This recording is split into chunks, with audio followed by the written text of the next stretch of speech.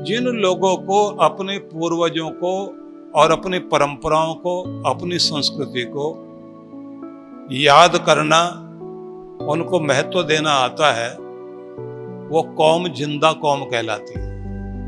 वे लोग जीवंत लोग कहलाते हैं, जो अपने माता पिता को, बड़े बुजुर्गों को, अपने पूर्वजों को, अपनी वंश बेल को, अपने पुराधाओं को, जो हमारे पुरोधा रहे हैं, उनको हम भूल जाएं तो फिर तो आप अपने को भूल रहे हैं और आने वाले टाइम में आपके बच्चे आपको भूल जाएंगे।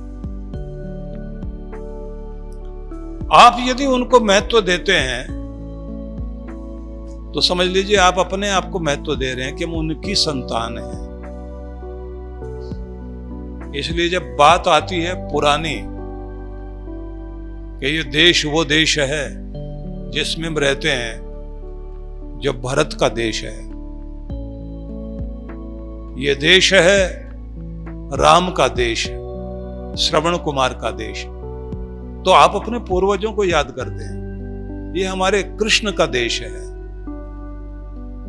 अब उनको याद करने का मतलब क्या है कि एक बालक जो खेलता है शेर के बच्चों को उनके दांत गिनते हुए,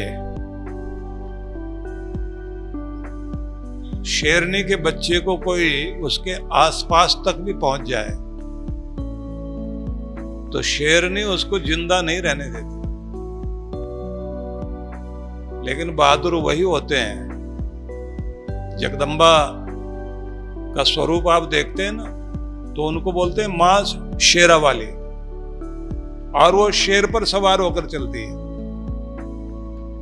तो शेर है पराक्रम, और शक्ति कहां विराजती है? पराक्रम के ऊपर, जिसके अंदर इतनी हिम्मत हो कि हर चुनौती का जो जवाब दे सके, इतना पराक्रम करने की जिसके पास शक्ति है, वही शक्ति शक्ति कहलाती है, और वही जगदम्बा है, जगजननी मां परमेश्वरी। तो शेर के सिंह शावकों को पकड़ करके जो खेले और जो बड़ी से बड़ी चुनौतियों का सामना कर सके, उस बालक के नाम पर भारत को भारतवर्ष कहा गया।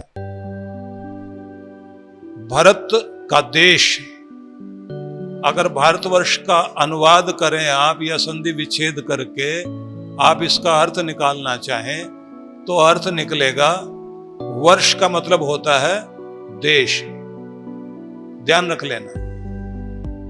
भारतवर्ष, भारत, भारत से भारत, तो भारत का वर्ष, वर्ष मतलब हुआ देश, एक वर्ष तो होता साल, और एक वर्ष का अर्थ हुआ देश। ये देश भरतवंशियों का है, यह देश भारत का देश है। क्यों याद करते हैं हम लोग? कि हम वो पराक्रमी लोग हैं जो सिंहासन पर बैठते हैं, सिंह के आसन पर बैठते हैं। हम वे लोग हैं जिनके पूर्वज भरत थे, हम वे लोग हैं जिनके पूर्वज राम थे, हम वे लोग हैं जिनके पूर्वज कृष्ण थे, हम वे लोग हैं जिनका पूर्वज श्रवण कुमार था, कि अपने जवानी में अपने कंधे पर कांवड़ लेकर अपने अंधे माता पिता को सैर कराने के लिए नहीं, तीर्थ यात्रा कराने के लिए निकला है, और पहाड़ों पर भी चढ़ने के लिए तैयार खड़ा हुआ है।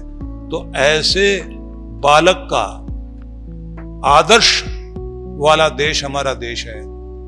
अब इस सब को याद करने का मतलब होता है कि साथ साथ अपने शहीदों को याद करो, अपने वीरों को याद करो। उनको याद करोगे तो आप अपने घर में चाहोगे हमारी संतान वीर हो, धीर हो, बलवान हो, विद्वान हो, धर्मात्मा हो। तो जननी जने तो भक्त जन, या दाता या शूर, कि मां अपने बच्चे को या तो भक्त बनाए, जैसे सुनीति ने अपने बालक ध्रुव को महान भक्त बना दिया। तो जननी जने तो भक्त जन या दाता बनाए, जिसका नाम रहे दुनिया में, या शूरवीर हो, नहीं तो जननी बांझ रहे काहे गवावे नूर। अपने पूर्वजों को याद करोगे तो आप अपनी संतान के विषय में भी सोचोगे हमारा बच्चा ऐसा होना चाहिए।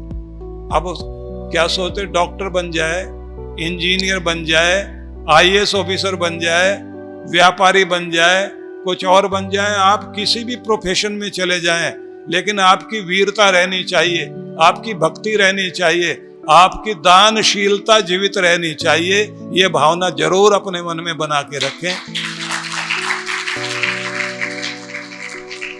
जब आप ये कहते हैं कि मेरा बेटा बहुत बड़ा बिजनेसमैन है, लेकिन बिजनेसमैन होने से ज्यादा दानशील है, समाज के लिए कुछ न कुछ करता ही है, मेरे लिए और अपने बच्चों के लिए और अपने माता पिता के लिए तो करता ही है, लेकिन अपने समाज के लिए भी बहुत कुछ करता है। तो माँ जब ये बोलती है तब लोग कहते हैं कि सच में तू धन्य है माँ। जिस समय राम जी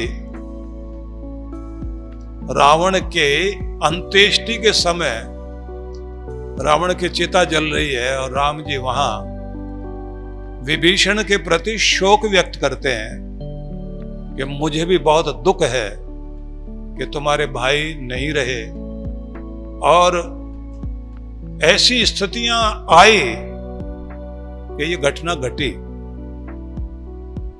जो घटना घटी जिसके लिए आप भी नहीं चाहते थे कि यहां तक स्थितियां बिगड़े। तो मुझे भी दुख है। उस समय मंदोदरी राम जी की बात सुनती है और राम जी की तरफ देखती है, तो राम जी उनके सामने विनीत भाव से आंखें नीची करके खड़े थे। मंदोदरी ने उस समय कहा कि राम तुम धन्य हो, उससे भी अधिक तुम्हारी माता और तुम्हारे पिता धन्य हैं, जिनके तुम इतने महान संतान हो कि इतने आदर्श वाले, इतने धर्म वाले, इतनी विनम्रता वाले व्यक्ति हो कि शत्रु को भी सम्मान देना जानते हो और शत्रु की महिला के प्रति भी विनीत भाव से सामने खड़े हुए हो।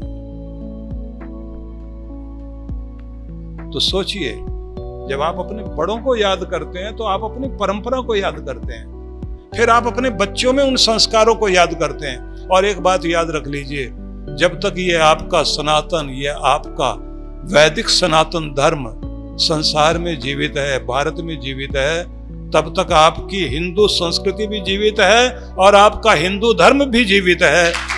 इस बात को जरूर याद रख लीजिए। जिस दिन ये सनातन संस्कृति और सनातन परंपरा नष्ट होंगी तो हिंदू समाज भी नहीं रहेगा, और हिंदू समाज नहीं रहा तो ये जो लोकतंत्र की बात करते हैं ना भारतवर्ष में, ये लोकतंत्र भी टिकने वाला नहीं है।